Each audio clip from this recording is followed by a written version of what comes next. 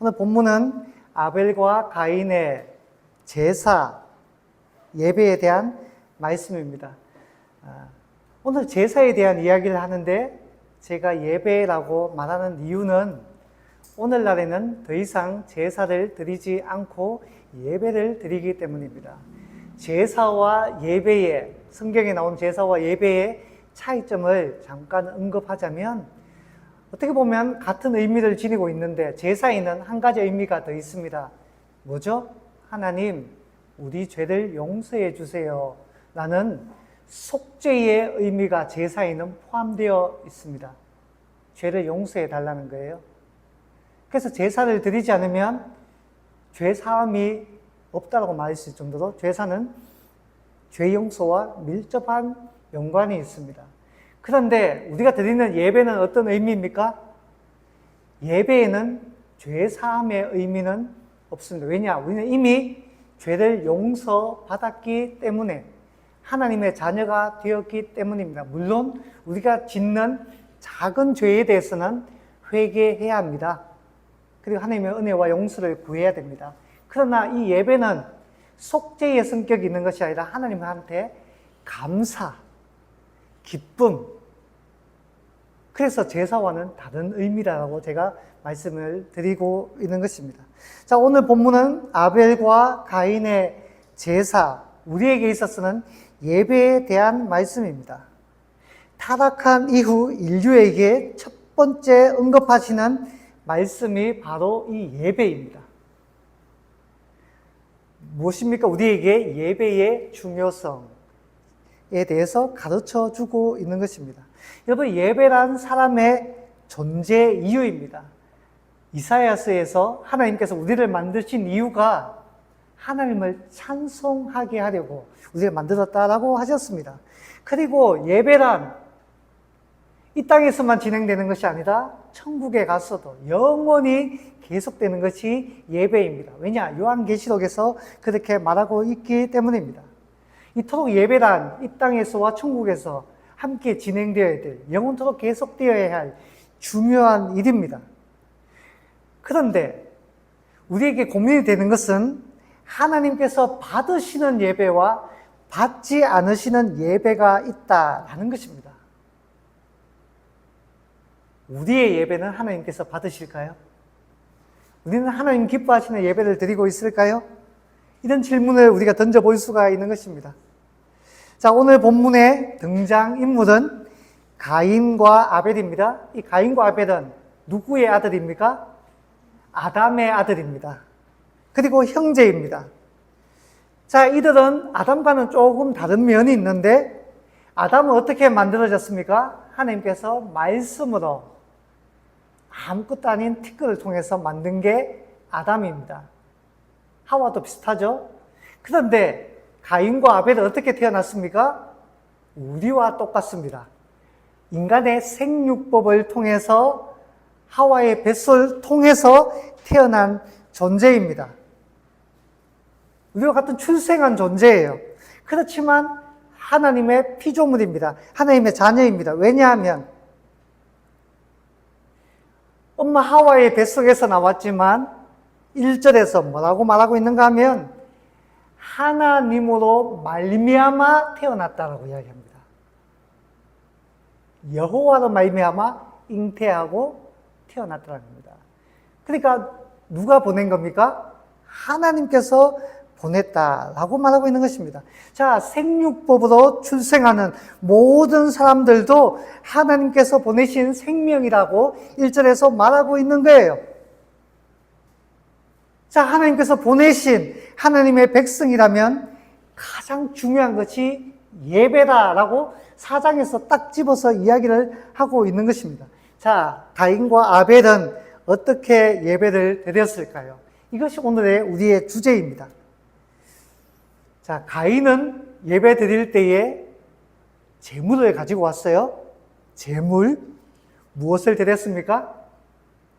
땅의 소산물, 곡식 같은 걸 드렸습니다. 왜냐? 가인의 직업이 농부였기 때문입니다. 자기가 짓는 것을 가지고 오는 게 어떻게 보면 너무너무 당연하겠죠? 아벨은 무엇으로 예배를 드렸습니까? 양의 첫 새끼. 왜냐? 아벨은 목축업을 행하는 사람이었기 때문입니다. 그런데 둘 다 똑같이 예배를 드렸는데 하나님께서 누구의 예배를 받으셨습니까? 아벨과 그의 제물은 받으셨는데 가인과 그의 제물은 받지 않으셨어요. 가인은 거절당한 것입니다. 왜 하나님은 그렇게 하셨을까요? 왜 아벨과 그의 제물은 받았는데 가인과 그의 제물은 받지 않으셨을까요? 많은 성경 주석가들과 학자들이 그 이유에 대해서 밝히려고 노력을 했습니다. 몇 가지 해석이 있습니다. 첫 번째, 하나님께서 농부들보다 양치는 목자들을 더 좋아하신다는 해석입니다. 농부는 땅에 정착하는 사람이죠. 농사를 지어야 되니까 그 땅에 정착합니다. 그러다 목축업을 행한 사람은 목초지를 따라 과거에는 그랬습니다. 오늘날에도 몽골 땅에 사는 사람들은 계속해서 유목민처럼 이동하며 다녀요. 거기는 이동하며 다녔습니다. 나그네의 삶을 살았다라는 겁니다. 그래서 아벨 제사를 받았다라는 해석이 있습니다. 정답은 아니에요. 둘째, 하나님께서 짐승 제물을 곡식 제물보다 더 좋아했다는 해석입니다. 근데 이게 조금 그런 게 훗날 이스라엘 백성들이 애굽 땅에서 출애굽한 이후에 시내산에서 하나님께서 율법을 주시는데 그 율법에 보면 제사 목록들이 나오는데 짐승으로만 제사를 드린 게 아니고 더불어 곡식 제사도 있습니다. 그러니까 두 번째 해석도 조금 그래요. 세 번째 해석입니다. 가인이 인색했다는 겁니다. 하나님, 제물을 이만큼 드릴게요 라고 해놓고 뒤로 빼돌렸다라는 거예요. 사도행전에 보면 그런 사람들이 있죠. 누굽니까? 아나니아와 삽비라. 하나님의 교회를 위해서 많은 사람들이, 정말 가난한 사람들이 많으니까 자기의 땅을 팔고 자기의 재산을 팔아서 나눠줬는데 그러다 보니까 얼마나 칭찬을 받았겠어요.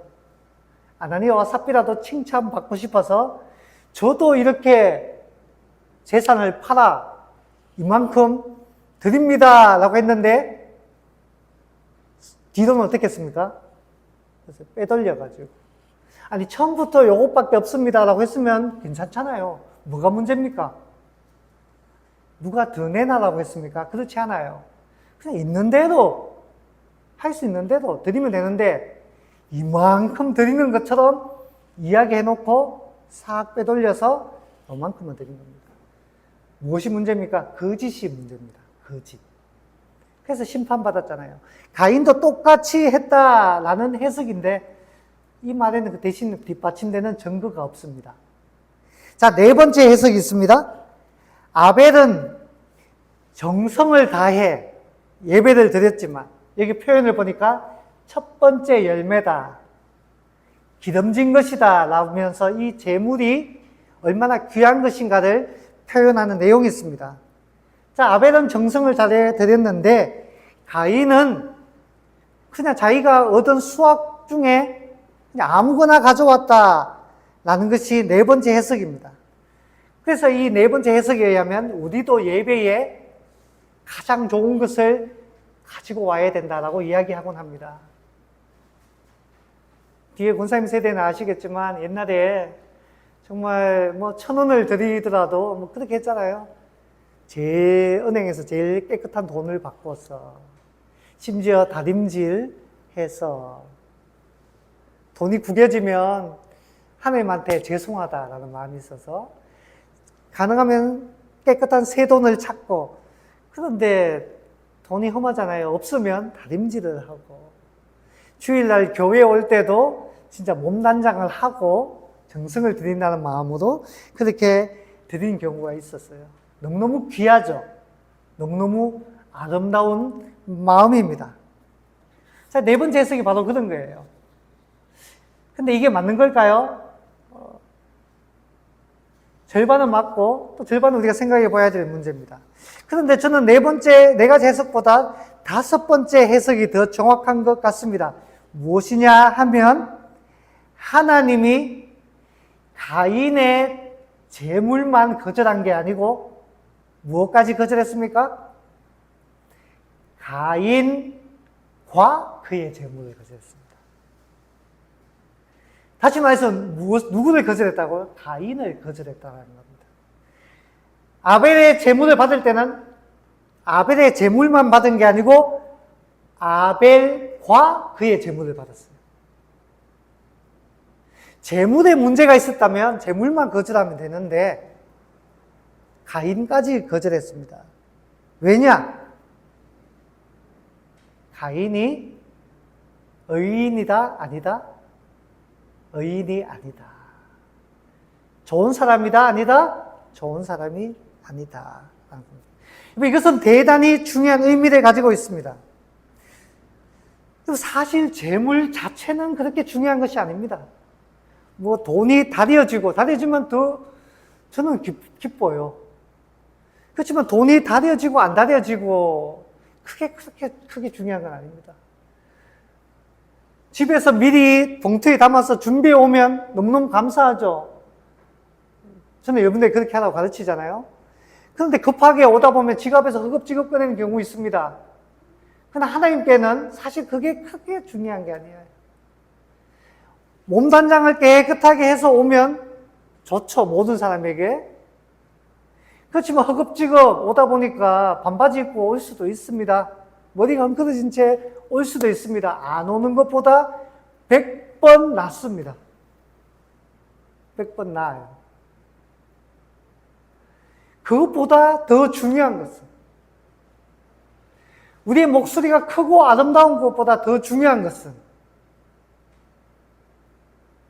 우리의 기도가 우렁찬 것보다 더 중요한 것은 우리가 어떤 사람인가 하는 부분입니다. 우리가 어떤 사람인가.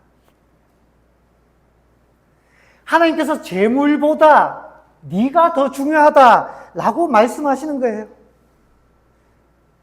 하나님은 특별히 짐승의 제사가 더 중요하다, 곡식의 제사가 더 중요하다라고 가르친 적이 없습니다. 제사법에 대한 말씀은 레위기에 나옵니다. 훨씬 후대에 제사법을 정해주셨다라는 거예요. 창세기에는 제사법을 정해주지 않았습니다.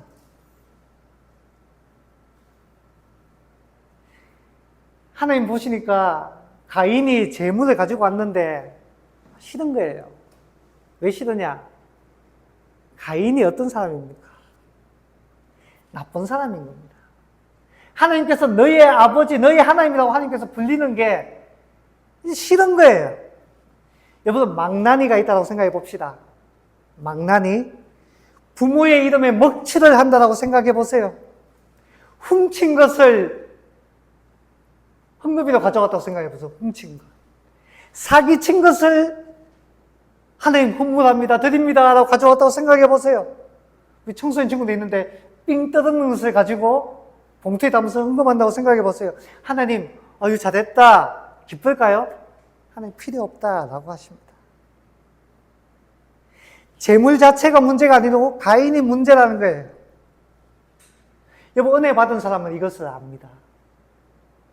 하나님을 아는 사람은 이것을 알아요. 그래서 1907년 평양 대부흥운동이 일어났을 때에 많은 사람들이 은혜를 받았습니다. 은혜를 받고 나니까 회개가 되는 거예요.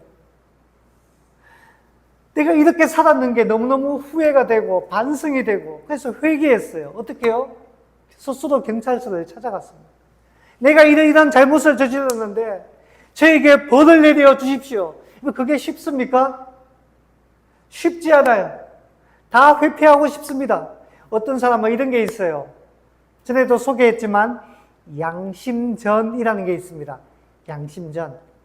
정말 양심이 담긴 돈이라는 뜻인데 뭔가 하면 옛날에 주전소에서 일하던 사람입니다. 지금은 퇴사한 이유를 이야기한 거예요. 근데 은혜 받고 나니까 그때가 생각나는데 주전소는 요즘 치면 조폐공사입니다.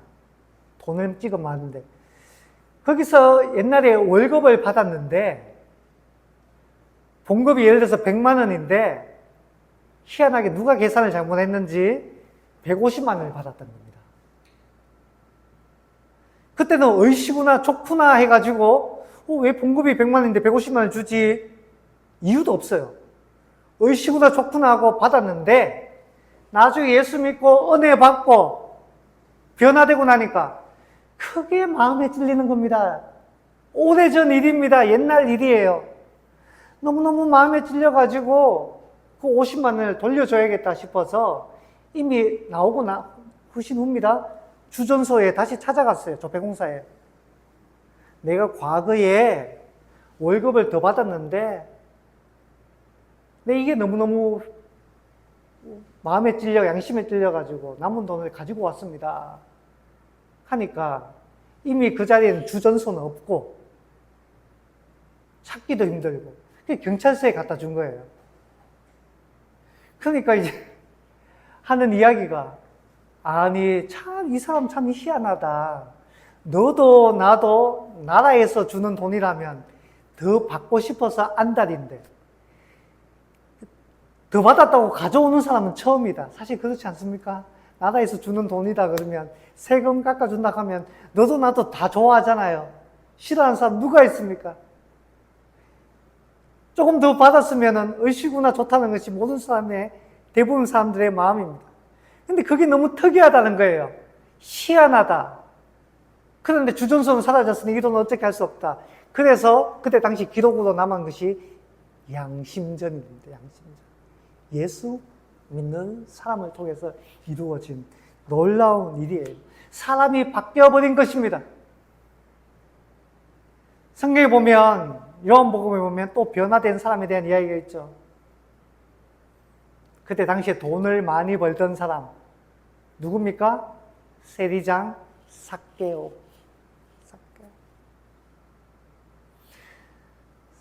세리는 그때 당시에 매국노라고 불리었던 사람입니다. 그때 당시에 사람들 입장에서는 돈을 많이 번다라고 알려지는 사람들이에요. 그 중에서 장입니다. 세리장. 근데 예수님을 만나고 난 다음에 너무너무 기뻐가지고 삭개오가 변해버렸습니다. 그래서 딱 이야기합니다. 주님 앞에 이야기를 해요. 누구의 돈이든지 내가 토색한 것이 있다면 율법에 따라 4배로 갚겠습니다. 4배. 율법에 의하면 누군가 이것을 훔쳤거나 빼앗았으면 2배가 아니고 4배로 갚아줘야 되거든요. 4배로 갚겠습니다. 무슨 말이죠? 말씀대로 이제부터 살겠다라는 것입니다. 그리고 더불어서 내 재산의 절반을 가난한 사람들에게 나누어 주겠습니다. 예수를 만나니까 어때요? 사람이 변해버렸습니다. 예수님이 얼마나 기뻐합니까?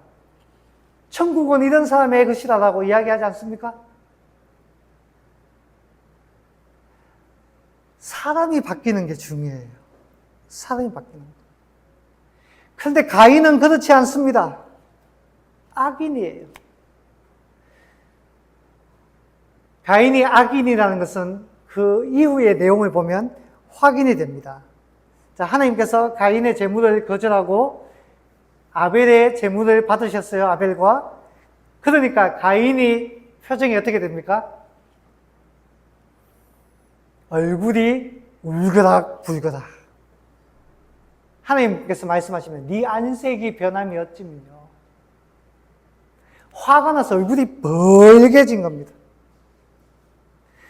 여보, 하나님께서 그렇게 말씀하셨으면, 여보, 좋은 사람이라면,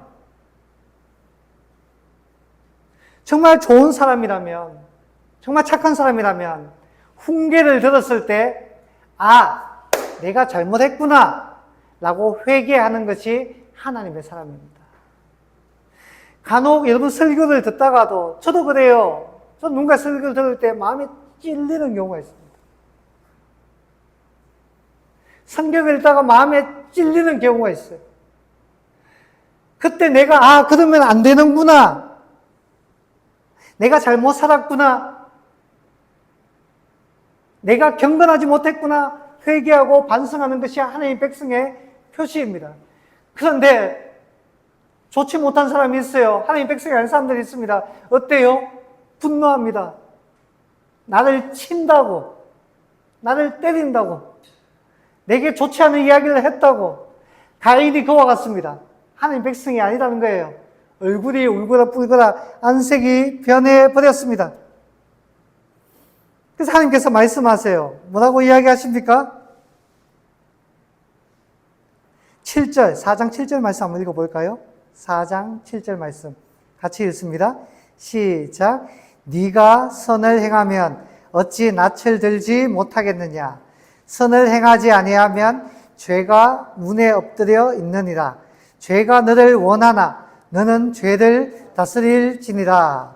아멘. 네가 선을 행하면, 선이 아니고 악을 행했다는 거예요. 선을 행하면 어찌 낯을 들지 못하겠느냐? 네가 선을 행해라.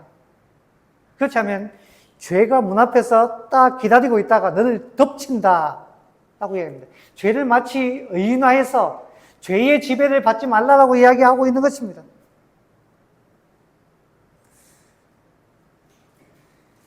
여러분, 자신의 분노, 자신의 화 다스리지 못하면 죄를 짓는 거예요. 하나님 말씀을 들었을 때 회개하고 반성을 해야 하는 것입니다. 만약에 가인이 하나님 말씀에 귀를 기울였다면 가인은 지금까지는 망나니처럼 살았을지 몰라도 이후에는 변화된 삶을 살았을 거예요. 삭개오처럼, 성경에 나오는 수많은 사람들처럼, 바울처럼, 우리가 잘 아는 한국교회 초기 역사에 나오는 김익두 목사처럼, 수많은 사람들처럼 하나님의 거룩한 백성이 되었을 겁니다. 하나님은 가인과 그의 예배를 훗날에는 받았을 거예요. 하지만 가인은 하나님의 말씀을 듣지 않습니다. 그 안에 분이 가득합니다. 그리고 속으로 다짐하는 거예요.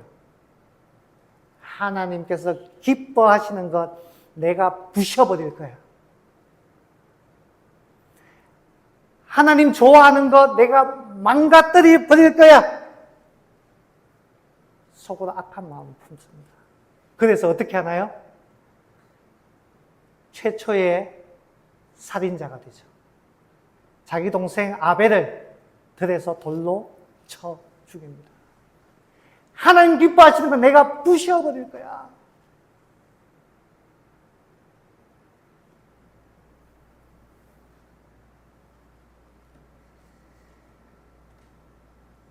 사랑하는 여러분, 하나님께서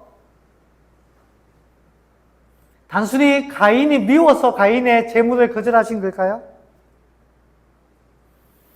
하나님은 가인이 회개하기를 바라신 겁니다. 어떻게 해서 알 수 있는가 하면 하나님께서 훈계하시는 장면이 나오잖아요. 여러분, 정말 미운 사람에게는 훈계하지 않습니다. 외면해요. 정말 가치가 없는 사람에게는 침묵합니다. 말하지 않습니다. 피해버려요. 훈계했던 것 자체가 하나님께서 가인도 소중히 여겼다는 겁니다. 왜냐? 가인도 하나님 은혜로 말미암아 태어난 존재거든요. 그리고 이야기합니다. 하나님께서 네가 네 동생을 죽인 것이 잘못되었다라고 하나님께서 가인에게 지적하죠. 그리고 가인은 동쪽 땅으로 쫓겨납니다. 그때 가인이 이야기해요. 하나님, 저는 살인자인데 많은 사람들이 저를 공격할 겁니다. 도와주세요. 근데 하나님께서 가인을 보호하시겠다는 표를 줍니다. 가인을 보호해줘요, 하나님께서. 여러분, 하나님의 심판은 행하십니다. 공의로우신 분이기 때문에. 그럼에도 불구하고 보호해 주시는 거예요. 이 말씀을 통해 볼 때 하나님께서 그냥 가인 자체를 싫어하는 것은 아니었다는 것을 이 말씀을 통해서 우리는 확인하게 됩니다. 회개하기를 원했어요. 그런데 가인은 악한 길로 가버립니다. 이것이 너무너무 안타까운 일입니다. 하나님은 가인을 미워하지 않았습니다. 그가 하나님 마음에 합한 사람이 되기를 바란 것입니다. 그런데 가인은 하나님의 마음을 배반했습니다. 권면을 뿌리쳤습니다. 오직 자신의 감정에 충실했습니다. 그리고 자신이 자신의 인생의 주인이 되고자 했습니다. 여러분, 인간은 영적인 존재입니다. 영적인 존재예요. 무언가를 숭배합니다. 전에 목사님은 그런 이야기를 들은 적이 있어요. 지하철을 숭배하는 아이들. 깜짝 놀랐어요. 지하철이 너무 기가 막히다고 해서 청소년들 사이에 지하철을 숭배한다는 이야기를 들은 적이 있어요. 모든 사람은 무언가 숭배할 대상을 찾습니다. 그리고 그 숭배의 끝은 무엇인 줄 아십니까? 자기 자신입니다. 자기 자신. 자기 자신을 위해서 사는 것. 스스로 신이 돼요. 아담과 하와가 스스로 신이 되려고 했잖아요. 스스로 하나님과 같이 되려고 했잖아요. 자신들이 숭배를 받으려고 했잖아요. 그래서 선악과를 범했잖아요. 그래서 쫓겨났잖아요. 가인도 마찬가지입니다. 하나님 필요 없어요. 하나님 말 듣지 않을 거예요. 그러다가 결국은 살인하고 쫓겨나게 됩니다. 동쪽 놋 땅에 거주하게 됩니다. 여러분, 우리 자신을 예배해서는 안 됩니다. 하나님을 예배해야 됩니다. 자, 가인이 스스로의 삶의 주인이 되었어요. 그래서 행하는 것이 무엇입니까? 자신을 위해 성을 쌓는 것입니다. 성을 쌓았다라고 해요. 여러분, 하나님께서 우리에게 주신 첫 번째 명령이 무엇입니까? 생육하고 번성하고 땅에 충만하라. 그런데 가인은 자신의 성을 쌓아버렸습니다. 나 여기에서 살 거야. 하나님 말씀을 버린 거예요. 이와 같은 삶을 산 사람들이 또 있죠. 뒤에 보면 바벨탑을 사는 사람들. 우리가 흩어짐을 면하자. 우리가 여기서 살 거야. 하나님 말씀을 버린 겁니다. 하나님 말씀을 불순종한 거예요. 자신들의 기쁨을 위해서 삽니다. 자, 가인의 후손들이 이야기가 쭉 나오는데요. 가인의 후손들이 그래서 무엇을 합니까? 후손들이 문화와 기술을 개발합니다. 누군가는 뭘 만들고, 누군가는 뭘 만들고, 뭘 만들고. 근데 이 가인의 후손들이 다 악인들이에요. 악인들입니다. 라멕은 가인보다 더 악인이에요. 아, 근데 가인의 후손을 통해서 문화와 기술이 쭉 개발되는 이야기를 하는데, 제가 이 말씀 보면 제가 그런 느낌이 딱 왔어요. 딱 왔습니다. 이 문화라는 것은 아름다운 것입니다. 음악, 노래라는 것은 아름다운 것입니다. 그림, 아름다운 거예요. 기술, 과학, 좋은 것입니다. 건축, 가인이 성을 쌓았으니까 건축 기술도 발달했어요. 좋은 것입니다. 그런데 하나님께서 주신 이 좋은 것을 개발해서 자기 자신만을 위해 사용하면 그것은 악한 것입니다. 가인의 자손들의 문제가 뭔가 하면 그것을 통해 하나님께 영광 돌리기보다 자기 자신들을 위해서 사용했어요. 참 여러분, 이것은 대단히 중요한 것입니다. 우리가 가진 것 무엇을 위해 사용하고 있나요? 하나님을 예배하기 위해서, 하나님 위해서 쓰고 있나요? 아니면 나 자신을 위해서 사용하고 있나요?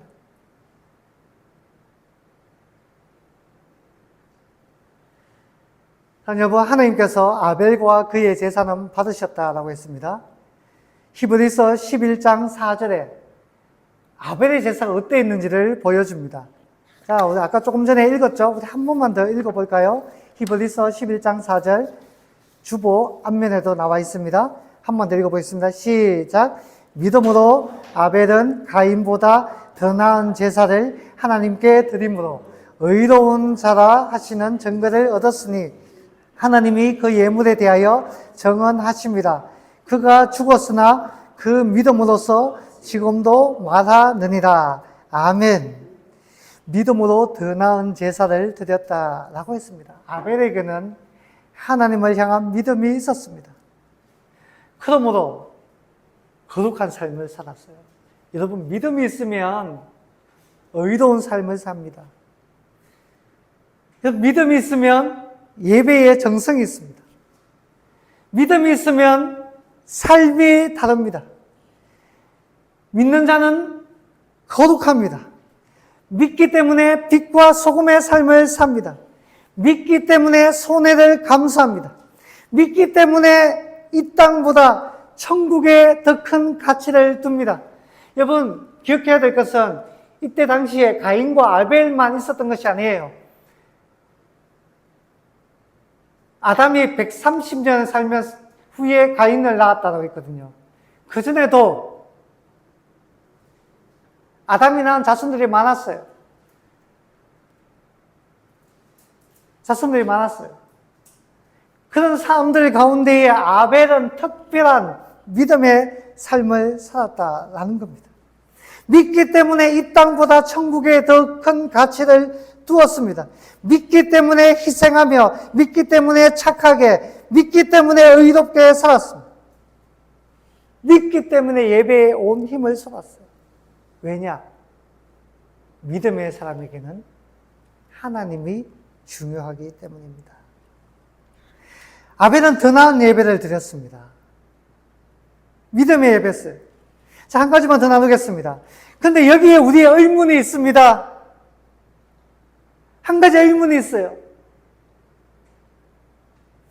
아벨은 더 나은 예배를 드렸는데, 믿음의 예배를 드렸는데, 왜 죽임을 당했느냐라는 것입니다.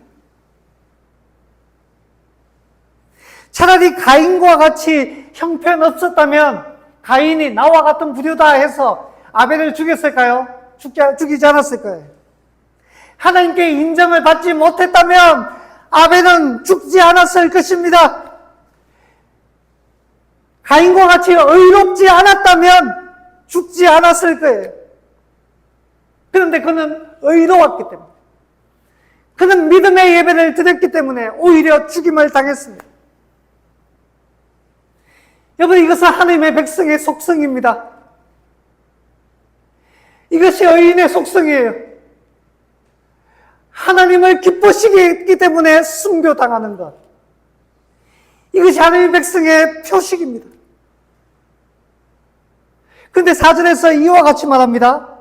아벨에 대해서 그가 죽었으나 그 믿음으로써 지금도 말하느니라. 원어로 이런 말입니다. 그가 죽었으나 믿음을 통하여 그가 아직도 말하고 있는 중이다. 종교개혁자 마르틴 루터는 이 부분에 대해서 다음과 같이 해석했습니다.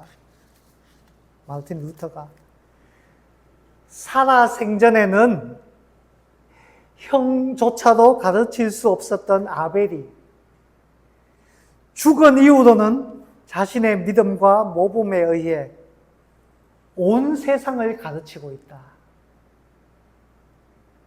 얼마나 멋진 해석입니까? 멋진 해석. 아벨은 믿음으로 말미암아 죽었습니다. 교회는 이것을 순교라고 이야기합니다. 순교자는 마르투스라고 해서 증언하는 사람을 순교자라고 합니다. 증언하는 사람. 아벨은 믿음이 옳다라고 죽음으로써 증언했습니다. 그는 죽음으로써 의인이라고 증언하고 있습니다. 죽음으로써 믿음으로 살라라고 우리에게 증언하고 있는 것입니다. 자, 말씀을 정리합니다. 하나님께서 기뻐하시는 참된 예배자. 참된 예배는 믿음으로 드리는 예배입니다. 그리고 믿음의 사람은 순교조차도 각오한 사람입니다. 지금 세상 사람들은 우리를 어리석다라고 말할지 모릅니다. 이 주일, 이 좋은 날에 놀러 가지 않고 예배를 드리는 너 어리석은 자여. 시험을 앞둔 이 중요한 순간에 예배 드리는 너 어리석은 자여. 주일날에 일하러 가면 더 많은 돈을 벌 수 있는데 지금 예배 드리러 가는 너 어리석은 자여. 아까운 시간, 아까운 돈 낭비라고 말할지 모릅니다. 조롱을 넘어서서 어떻게 보면 우리를 공격할지도 모릅니다. 우리의 예배를 방해할지도 모릅니다. 방해받았던 적도 있잖아요. 그리고 우리를 유혹할지도 모릅니다. 그 결과는 어쩌면 우리는 순교할지도 모릅니다. 그러나 기억하세요. 아벨이 순교 이후에도 그가 옳았다는 것을 끊임없이 증거하듯이 우리가 믿음의 예배를 드린다면 하나님은 우리를 의인이라고, 너는 의롭다라고, 네가 옳다라고 끊임없이 말씀하실 것입니다. 그리고 아벨을 통해서 아벨의 예배가 모든 믿는 사람의 예배의 원형이 되었듯이, 마치 눈 덮인 벌판의 첫 발자국이 되었듯이 우리가 드리는 예배가 나침반이 되어서 수많은 사람을 올바른 예배의 길로 인도할 수 있다면 아벨과 같이 우리도 끊임없이 정언하는 하나님의 백성으로서 쓰임받을 것입니다. 사랑하는 여러분, 참된 예배자로 살아갑시다. 그리고 믿음의 예배를 드립시다. 더 나은 예배로 하나님께 영광 돌릴 수 있는 저와 여러분 될 수 있기를 주님의 이름으로 축원합니다.